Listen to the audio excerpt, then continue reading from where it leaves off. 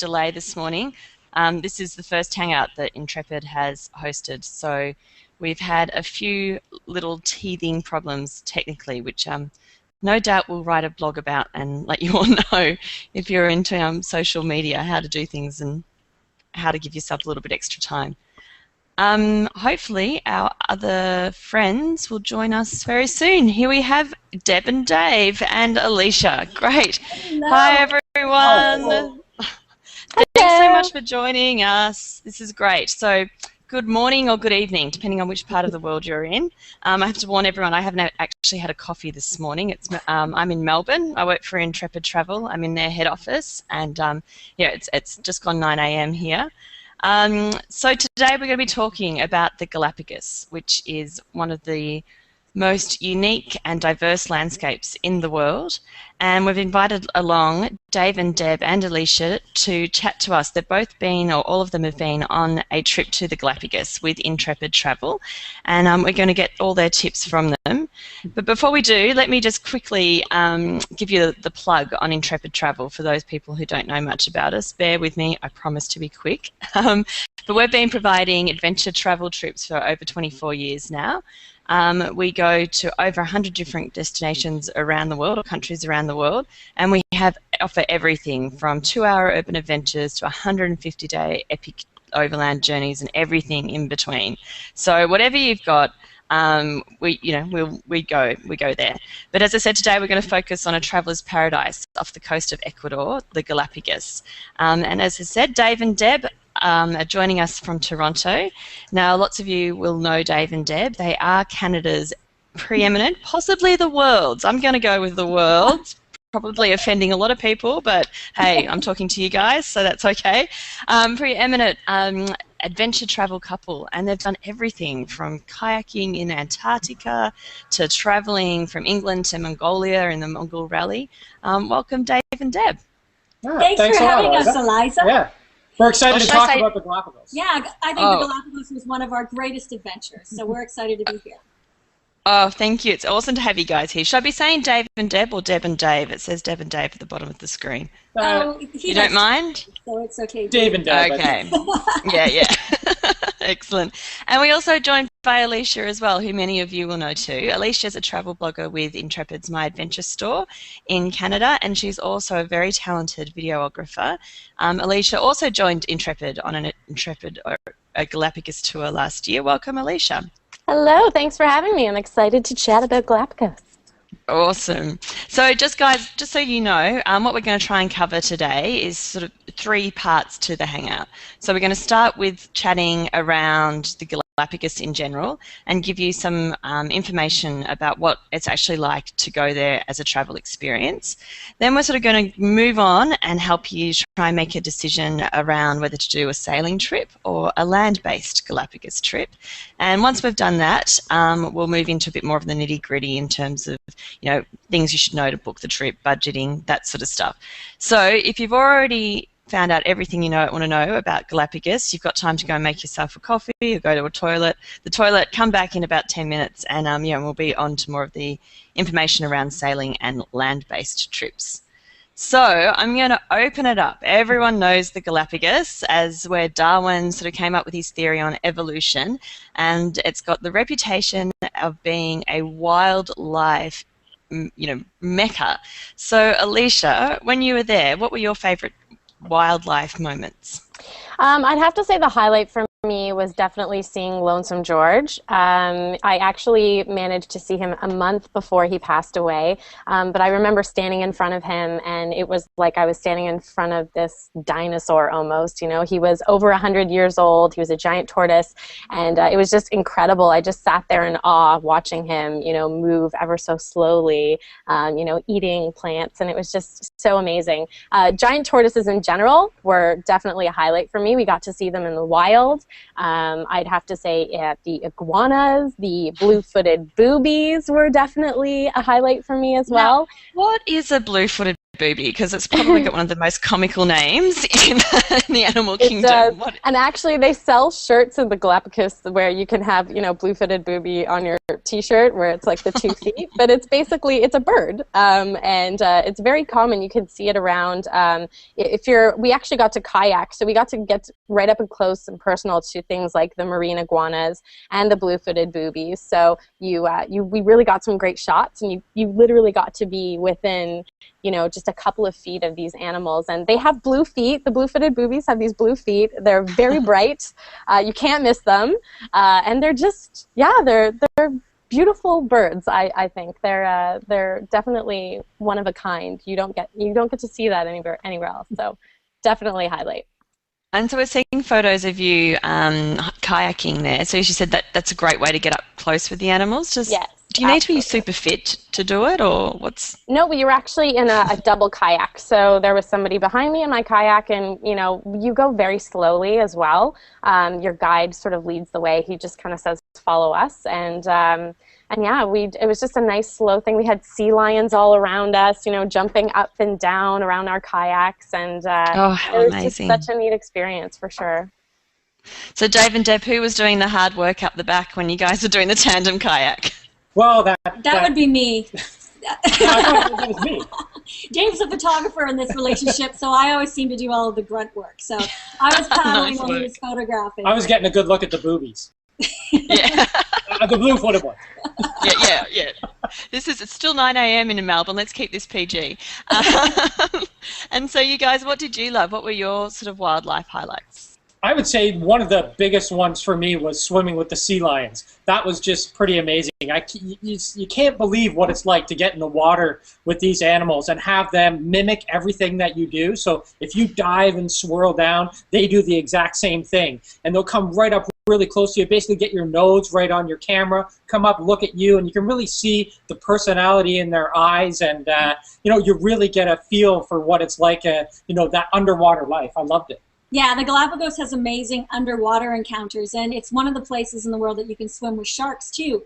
And as our guide said, don't worry, they're Galapagos sharks. They're really well fed because Galapagos has an ecosystem, so they don't not on tourists. Yeah, we don't taste very good to them. And you can get really close to the sharks. It's an amazing drift snorkel when you just hop into between these two rocks at Sleeping Lion Rock, and then you drift through this amazing current. Then you come out at the other end and you start swimming with sharks, and wow, there are a lot of sharks. Yeah, and they come pretty close too. How many are you talking? How many sharks? There were at least a dozen surrounding us that would just keep coming in and out. They would just come, take a look at us, circle around, and then swim off. So it was That's amazing.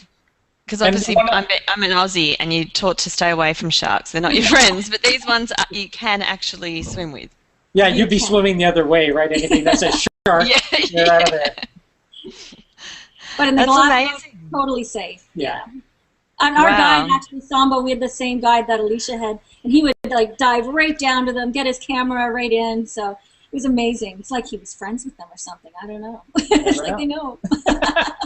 Wow, that's incredible. And what about if you're wildlife? Okay, it's amazing. But first question: does wildlife fatigue ever set in? And if it does, what other activities can you do? Alicia, what would you suggest? Well, the thing I liked about our tour, I was on the Active Galapagos tour, so we did quite a variety of activities, from kayaking to snorkeling to hiking. So there was always something to keep you busy, and you always got to see the wildlife from completely different angles. So I not once got tired of seeing the animals, just because you get to see them in so many different facets and avenues. And so, what sort of other activities would you do if you weren't sort of diving or snorkeling? What would you recommend people do? Well, you have the option to do hiking, and we did. You could have walks and just time off, really. And what about you guys, Dave and Deb? What were you up to when you went? Yeah, one of the great things we learned was the history of the Galapagos too. It actually has a really rich and dark history, actually. And we did the similar tour to Alicia's, and they took us on a hike through this place called the Wall of Tears, which is something in the 40s. They brought all of the prisoners, they brought criminals from the mainland and put them in jail on the Galapagos. That just shows how remote this island is. And for some reason, just to keep them busy, they spent 13 years building this huge wall of tears. Because, as they say, the saying goes that the weak die and the strong cry. Like, that's what it was. It was just a terrible, terrible place that they worked in. But they were punishing the criminals. And when we were standing there, the Galapagos are right on the equator, so it's really hot there. I couldn't imagine these men having to take these huge rocks from the mountains, break them up, and then make this gigantic wall. And I see we have the photo up there of just, it was a useless wall. They just made them just to pass the time. For no reason, Yeah, just punishing the prisoners. It was also used as a base for the American military too, and a strategic location during the war. Yeah, so there's lots of history there as well if you'd like to learn about that. We also got to go mountain biking there too, which was pretty cool because it was all downhill. So, you know, that's my kind of mountain biking. They drive you up to the top, the highest point on the mountain, and then you just cruise as you could possibly go and end up at the beach and do this wonderful walk along the beach with the sea lions. So yeah, there's lots to do, and like Alicia, we never got wildlife fatigue at all. There's so many of it. There's so much of it there, and so many different ways you can explore it. It's hard to get fatigued, I'd say. So, like the actual islands, so they're like a volcanic sort of islands, aren't they? And is there actual active volcanoes there? Can you go hiking, or like what's the story with the volcanoes? Yeah, there is. There's one called the Sierra Negra, which is actually, it's the second largest caldera in the world. So, and I think it last erupted back in 2006, if I'm not mistaken. So it is an active volcano, and you can go hiking along the rim of that volcano, which is just an absolutely breathtaking hike. You walk across the lava fields, and yeah, you really get the feel of what it's like to be that close to some wild nature there. And so, what about Alicia? What about the islands? Like, is there distinct differences between each? Did you have a favorite island? I did. I'd have to say I fell in love with Isabella Island for sure. Isabella had just a really cool laid-back vibe. They had lots of these sort of beach bars right along the beach there. So when our day was done, we would go to these beach bars, and there would be, like, you know, a tree with a bunch of bottles hanging off of it, and you know, the locals are all there, and they're working, you know, behind the bar and giving you Cuba Libres, and it's just a nice day to wind down and get to know people in your group as well. It's really interesting just to get to know people from all over the world that are in your group. So to sit back at the end of the day, have a beer, Isabella Island was perfect for that. I absolutely loved it. And Dave and Deb, what about you guys? Did you have a favorite? We did. Yes, we did. We really liked San Cristobal. It's a little more relaxed and laid back, and it really had that island feel. I remember going to the local tour operator that Intrepid Travel used and having a coffee each morning. And sea lions are sleeping right in the streets there. Like, we have one place, we took a photo of a sea lion just sleeping on a park bench. They've taken over the waterfront there. It's really an amazing place. And that's where we did the mountain biking, and I just found some of the best snorkeling off of the coast of that island as well. Anything to add, Dave? No, you just about covered it, I would say. Yeah, I did. I really loved that island, and also the food there was fantastic as well. And I love hitting all the local restaurants, and our guide was great at taking us around to all his little haunts. So you know, for the food, for having the wildlife all in the streets, that was our favorite place. Yeah, for sure. And like Alicia said, that's what we loved about the islands, is you could hang out with the locals and have a beer and relax at night in these little beach huts. It was just a lot of fun. So, yeah, you talked about local guide. Obviously, Intrepid uses local leaders wherever possible. So, Alicia, you sort of talked about that local interaction. What were some of the benefits of having a local leader? Well, Zombo is, everyone knows who he is. He's a born and bred Galapagonian, or whatever you would call the people that are born in the Galapagos. Galapagonian? Galapagonian. Sure, let's go with that. Sure. We'll go with that. Yeah. But seriously, he's grown up there, and he literally knows everybody on every island. So every time we would turn a corner, people would be like, "Hey, Zamba, what's up?" You know. So he took us to all of his favorite restaurants. He took us to his favorite bars at night. He knows so much about the island too. Like, the amount of knowledge that he knows about the animals and the plants was just unreal. And I got to get to know him really well. He has a big passion for photography and for surfing, and I actually got him on Twitter when I was there, because I was like, you need to be posting photos every day of the Galapagos. So he's at Intrepid Zombo on Twitter, if anyone wants to follow him. He's amazing. So you talked about surfing. Can you go surfing there? Like, what are the waves like? They were, small little baby ones that we did. I went to Tortuga Bay, and Zombo used to own, here's how amazing Zombo is, he used to own his own surf school. So he actually hooked us up with, surf rentals, and we went out surfing one day, and he was basically our surf instructor. It was awesome. Yeah, Zombo sounds like the dude. He is the man. I love it. And what about you guys, Dave and Deb? How did you find having a local leader? What sort of things were you able to discover that you don't think you would have on your own? Yeah, we felt the same way that Alicia did, and we were lucky we had Zombo as well, so we can attest he is the dude. And what we liked on top of everything she said is because he grew up there, we didn't feel like he was a guide who was just giving us a rehearsed speech about what he read about in a book or what he learned in a class. He lived there. He knew it. He could point out the wildlife because he knew what it was. When he pointed at some obscure animal, it wasn't him going, oh, what is that? Let me look it up. He was like, oh, I grew up with that. Yeah. It was just, the Galapagos are just as regular to him as a squirrel in our backyard here in Ontario. So that's what was really cool about it. Everything was just relaxed, and he knew everything without having to try. Yeah, and also, he had such a passion for the island and such a passion for the Galapagos and where he grew up, and that came across in everything that he said. So when he's talking about the history, when he's talking about the wildlife, when he's talking about the culture, the food, everything, there's a lot of passion in everything that he's saying, and I think that's something that you really get with a local guide, because like both Deb and Alicia said, they lived there, they grew up there, they're proud to show off their island. So it's really great, and you can glean a lot of information off of the guides who actually live there. I'm interested in finding, obviously the wildlife is amazing, but Dave, you just mentioned food in San Cristobal. What is the food? What are you going to be eating when you're in the Galapagos? Alicia, did you have any faves? Well, you can get an empanada for like $1 or less than $1, and they just make them right on the side of the road there, fresh for you.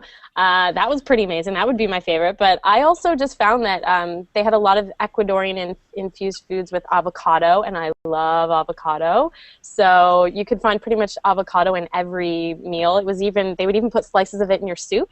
Another interesting thing was popcorn. They put popcorn in their soup. It's an interesting thing. It's this thing that Ecuadorians do.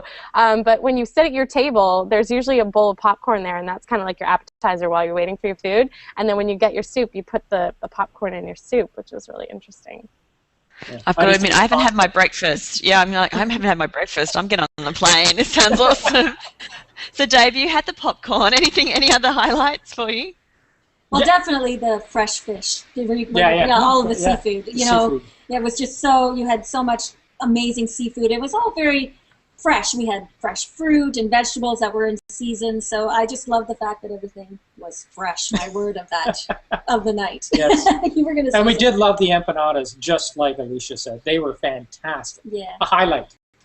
And on every island, we found a coffee shop, like some local coffee place that had the best coffee each morning. So we would get up early and head off and find a local coffee shop and have some coffee. Oh, that's important. That's very important. And so, Alicia, you mentioned the group earlier. Obviously, Intrepid has small group adventures, about 12 people on each trip. Dave and Deb, what were some of the benefits of traveling in a group? How did you find that experience? I found it great. We had our tour had the maximum amount of people, which I believe is 12 on an Intrepid tour. And what was great, what I love about traveling a group is seeing everybody's reaction. And everybody reacts to different things differently, and everybody's traveled to different places. So you can sit down and talk about where they've been, what they've done, why they enjoyed this, and you can get to see the island and wildlife and any destination through their eyes as well, which it gives you a multiple look at that particular destination. Yeah, and what I love about Intrepid Travel is that you can book your tours with people who are like-minded. There's all kinds of different levels. There's the comfort level, the active tour, the more backpacker tours. You can do all kinds of different things. So when you choose the type of tour that you like, you're going to be with people that are like-minded to you. So you all always seem to get on really well. And it's just the camaraderie of enjoying like-minded travelers. Was there any experiences like with that being in a group meant that you could do? Like, I remember we were talking the other day about swimming with the sea lions, and you were saying it actually being in a group enhanced that. How would that be? I would have thought being in a group would mean No, to go away. definitely, because the groups are small enough. But when swimming with the sea lions, having that many, the more people in the water there, like the 12 people in the water, just made the sea lions that more playful. Like even Zombo was saying that, when you get in there and you get active with them, so everybody's sort of hanging out with each other and laughing and having a great time diving down and interacting, and that makes them more playful. So that makes everybody's experience that much better. And Alicia, what about, I mean, travelling with a group is great. I work for Intrepid, I have to say that. I actually do mean that. But what about when you want to get away? Like sometimes it's, you don't want to be around people. You always have free time, worked into your days. So let's say, you've just gone out and you've hiked Sierra Negra volcano. When you come back, you usually have a bit of free time before dinner, for example. So you don't have to hang out with the group. You can go back to your room and chill out. That's when I would usually go back to my room and sort of recharge all my batteries and things, and just hang out with my friend and my roommate. Yeah, there's usually, you don't have to say yes to everything too. Like all these tours and these things built into your itinerary, they're optional. You don't have to do them. So if you are just feeling really tired one day, maybe you're feeling jet lagged, maybe you flew a long way to get there, if you want to sit one of the activities out, absolutely you can do that. They just build your itinerary full of things so that you're always filled with stuff to do. If you're a person like me who gets ADD, then you've always got something to do and go to. But if you want to just take it easy and take 5 minutes or an hour, they're more than happy to let you sit back and have a little time out. Okay, well now we're going to go a little bit experimental here.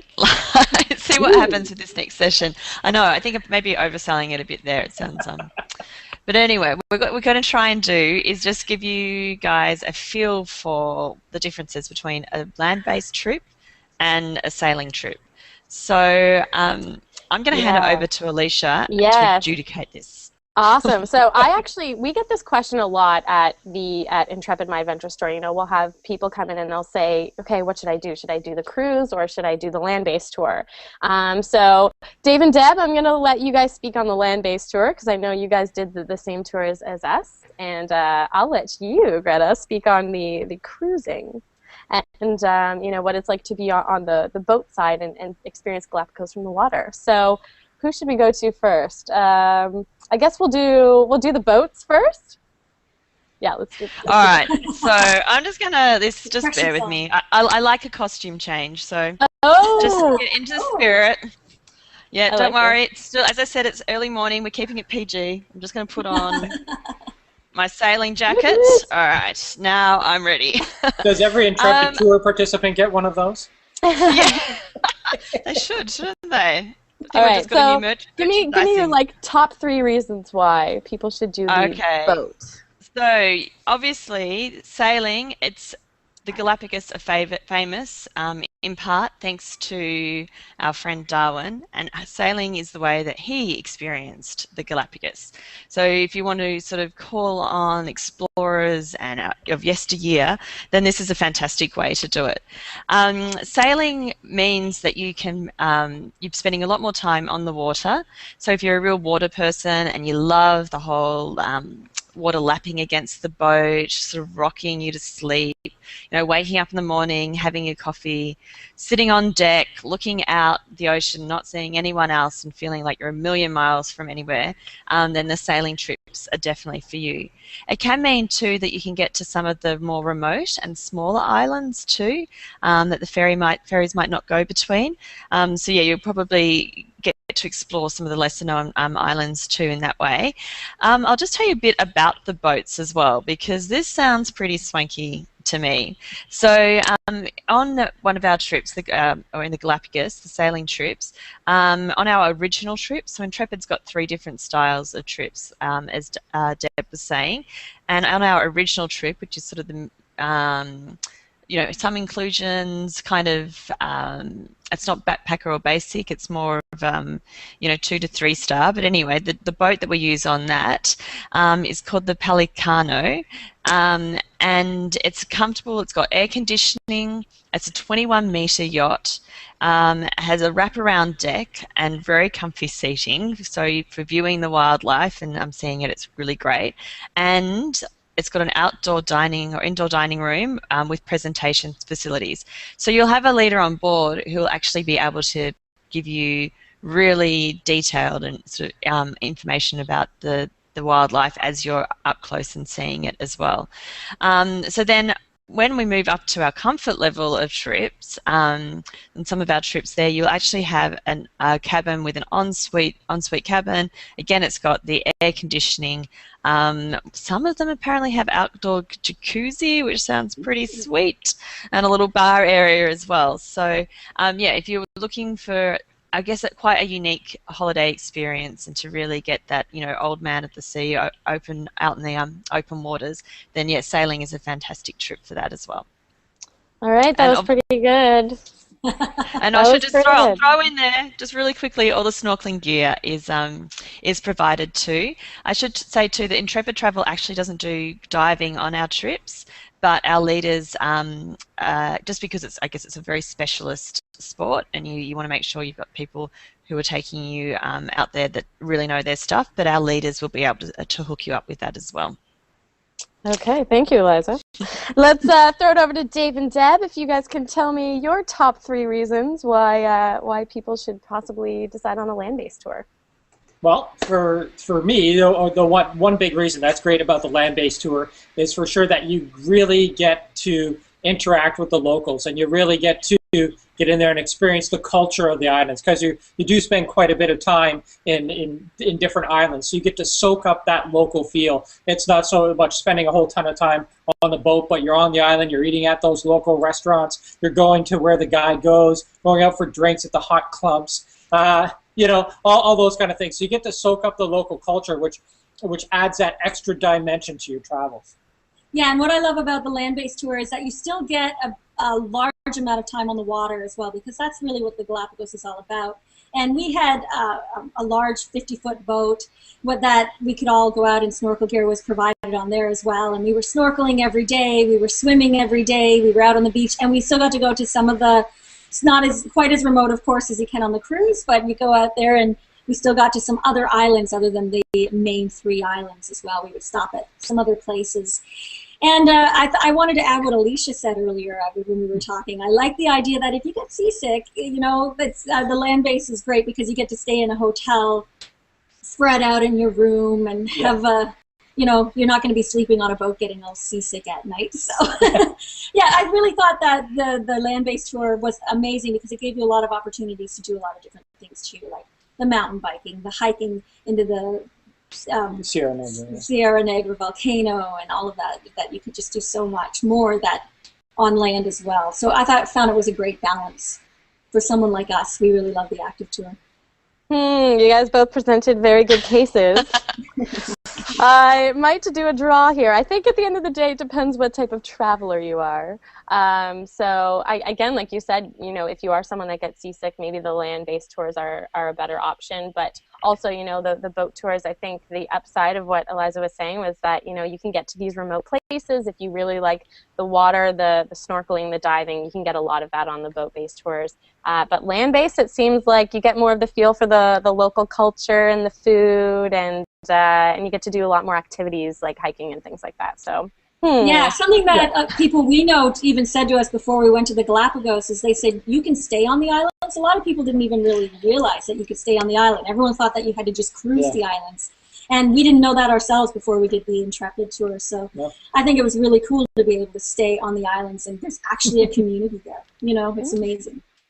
Yeah, I must admit, I was surprised about that as well.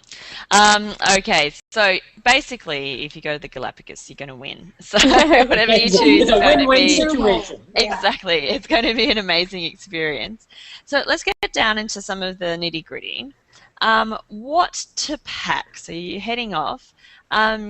yeah, what would you suggest that you pack, Alicia? Was there any one item when you went there that you just couldn't have lived without? Well, because I concentrated on a lot of photo and video, because I had a lot of equipment with me, I was very aware of the fact that there was going to be a lot of water and a lot of moisture. So I actually packed these silica gel packs here. I got this little tip from my friend Mike, who has a blog called Kick the Grind. Thank you, Mike. And I put these in my pockets, even where my iPhone would be. I put them into any crevices and pockets and things in my bag, but also I would put them, I had like an underwater casing for my camera, and I would even try and fit these into the underwater casing, because the thing is sometimes too you get moisture buildup even when you move from outside to inside. So it's moisture, it can ruin your camera if you're not careful. So even though you may not have dipped it into water, you can still create water damage. So silica gel packs are a definite must if you plan on going to the Galapagos, for sure. That would be mine. What about the weather, guys? Obviously, I've got this image of beautiful blue skies. It's on the equator. It must be hot during the day, but does it get cold at night? Can you just pack a short and t-shirt, or do you need a jumper in there as well? That's a sweater for people outside Australia. When we were there, it was hot the whole time. Yeah. We had air conditioning in our room, and we were thankful for it. And that's something I want to add to pack, is bring a lot of sunscreen, because you're on the equator. Everyone was getting burnt. Getting fried, yeah. And sunscreen's expensive to buy there. They know a market when they've got it. So bring extra sunscreen, because everyone was running out. We had to go buy it for $10, a little tiny one. So bring sunscreen. That's a good tip. To move into budget, perhaps, then, so what should you budget? Like, is there any hidden costs? What did you guys find, Dave and Deb? We found, well, there is, you have to pay a $100 fee, which is the park entrance fee when you get over there, that's made very clear before you get over there. And I'd say if you go with about $300 to $400 spending money, I think that'll get you through. That'll cover all the incidentals, some drinks, with your new friends, some souvenirs on the way back, so that should cover it all. So not a huge additional cost either. Yeah, and of course we like to tip our guide. They work hard, and we are in that, of course, our North American mentality. We tip for great service, so bring tips for your guide as well. Yeah, no, I actually spoke to the Intrepid team as well about the tipping, because that can be quite awkward for people sometimes, especially, as you said, if you're not from a tipping kind of culture. So the advice I got was that you tip $15 per day for your crew if you're on a boat, and about $7 to $10 per day for your leader or your guide. So that's just to give you a general idea. But yeah, Alicia, did you find the same thing, that once you were there, it was about $300-400? Yeah, I mean, you could even spend less than that. I bought a lot of gifts and stuff when I was there. I like to buy bracelets and shirts and things like that. I'm a souvenir person. You got the blue booby T-shirt, didn't you? Maybe. And I also like to have a good Cuba Libre once in a while, at the end of our day. So, but those were super cheap. They were like $2 to $4 for a Cuba Libre. So you have to remember, Ecuador in general is it's cheap. So you have a lot of spending power when you are there. So yeah, I wasn't thrown off guard. Intrepid really prepared me before I went on the trip with, as soon as you get off the plane, make sure you have $100 cash to pay the park entrance fee to get on the island. And then after that, it was just spending cash. And they had ATMs on some of those main islands there. So our guide always told us when we weren't going to be near ATMs if we were going to go to an island that didn't have one. So so he would say, okay, everyone, if you plan, for the next 2 days on spending money, take out your money now, because we won't see an ATM for another 2 days. So yeah, they were awesome. Kept us in the loop. And did you guys, Dave and Deb, did you just go straight to the Galapagos, or did you go and do anything beforehand, or what would you recommend? We did a tour beforehand. Actually, our tour started in Quito, Ecuador, which is a World Heritage Site. It's incredible. It's on the mainland, and it's just a beautiful city to travel around, and I highly recommend going there. And then afterwards, we flew back to Quito and did an urban adventure tour, which is Intrepid Travel's day tours that they offer. And we went out into the mountains, and we went to see the condors, and we went to see the valley, and it was a great tour. Hey, and we even saw Patch Adams when we were there. The real Patch Adams. Yeah. He just so happened to be at the same hotel we were at having a conference, so that was pretty good. And we got to straddle the equator, which is something you have to do when you go to Ecuador. So it's pretty cool to stand there on one foot on one side, one foot on the other side. So another thing to add to your to-do list before or after you go to the Galapagos. I definitely agree with that. Yeah, it's a must-do.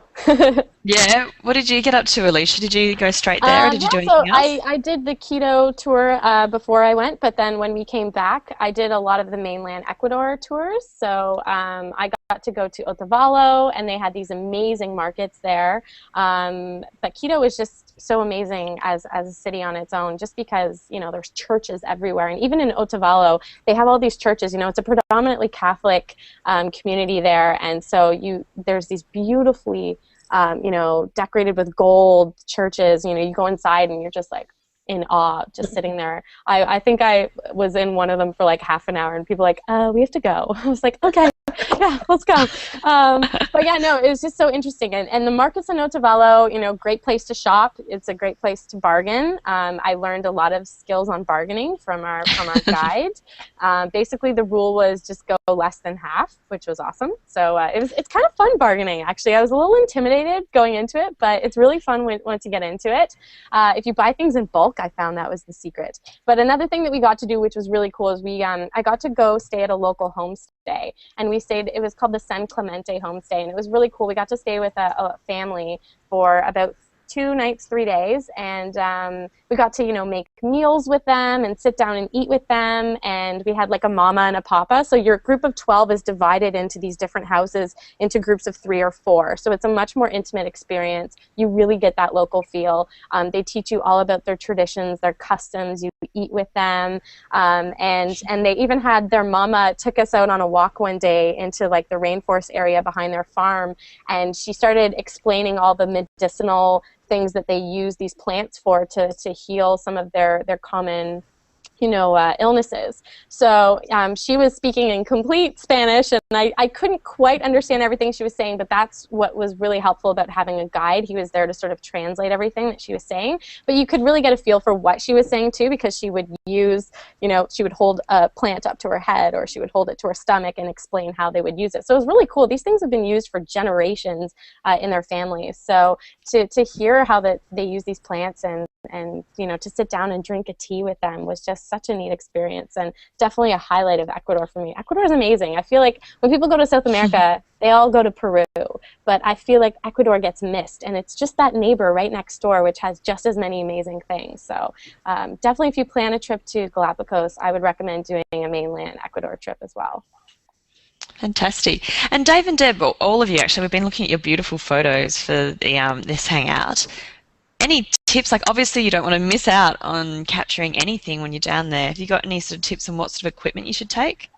Yeah, you should definitely bring a waterproof camera or waterproof housing. You don't want to miss the underwater life there. You know, it's such an amazing experience. You want to have the right equipment to capture it. And we shot video and photos, so we brought a GoPro down with us, made sure we had that down there, plus 2 waterproof cameras that we were shooting underwater. And something small is good too, you know, that you can sort of give to your guide, because we gave ours to Zombo, because he could obviously stay down way longer than we could, and he's much better at getting closer to the wildlife than we are, so he could get down there and get some good photos for you or some good videos. So make sure you have that, otherwise you'll miss out on some incredible photographic opportunities. And as far as, I did bring a DSLR, as I do everywhere I go, and combination of a wide lens and a long lens, definitely, because you're going to want the long lens to get those close-ups of the marine iguanas, or the boobies, the blue-footed type, and definitely a wide-angle lens for the amazing landscapes that are there, like as you saw at Sierra Negre, as well as the Wall of Tears, and there's amazing beach landscapes. So make sure you're well equipped, because this is like the trip of a lifetime. So you know, make sure that you have the right equipment to capture the images that you want.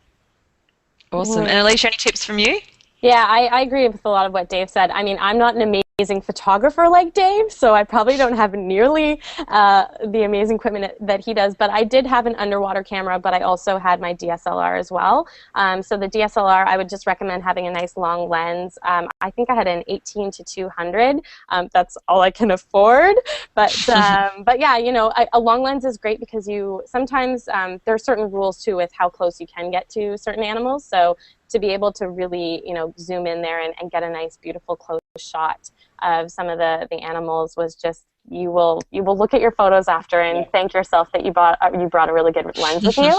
But yeah, no, again, like Dave said, it's a once-in-a-lifetime trip. So the DSLR, because I also shoot a lot of video, I was switching a lot from photo to video on my DSLR. I just had a Canon like Rebel T3i that I brought with me. And for underwater, I had a Canon G12 with an underwater pacing. But I think I also had a GoPro too. GoPros are great, especially if you're doing adventure activities. You can throw a GoPro, you know, on your helmet. You can bring it underwater. It's just one of those most versatile pieces of equipment that you can bring with you on your trip, and it shoots photos and videos, which is awesome. And one thing I want to add that we do a lot when we're going to photograph wildlife is we rent a lens if we don't have it. You don't have to go out and invest thousands of dollars in a lens. Rent it for the week that you go, and it'll just cost you a fraction of what it would. It's just a once-in-a-lifetime experience. If you don't want to invest all the money in thousands of dollars or whatever, you can rent them. Lots of camera shops will rent lenses for you. Oh, that's a great tip.